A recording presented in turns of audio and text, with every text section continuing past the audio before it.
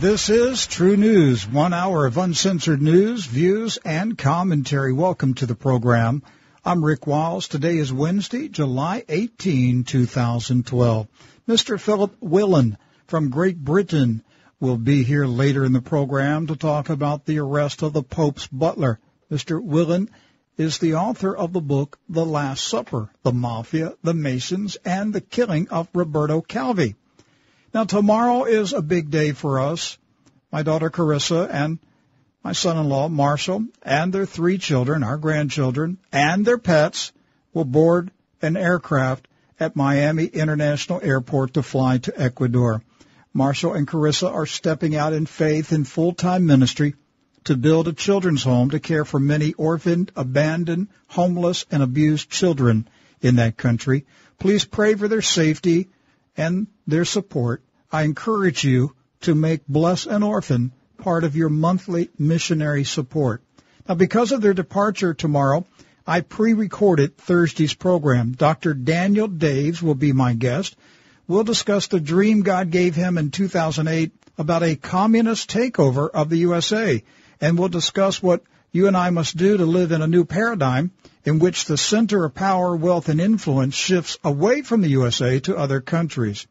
Regarding a communist takeover of the USA, Arizona Sheriff Joe Arpaio unloaded both barrels yesterday during a news conference in Phoenix.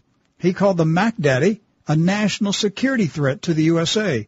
He released the findings of his sheriff posse investigation into the Mac Daddy's identity.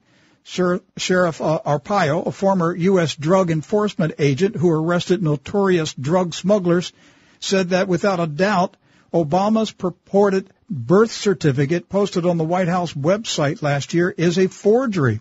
Sheriff Arpaio also said they found evidence that Obama's Selective Service draft registration form was fraudulent. He called for a congressional investigation into Obama's identity. But don't wait on it. The spineless U.S. Congress will roll over and do nothing.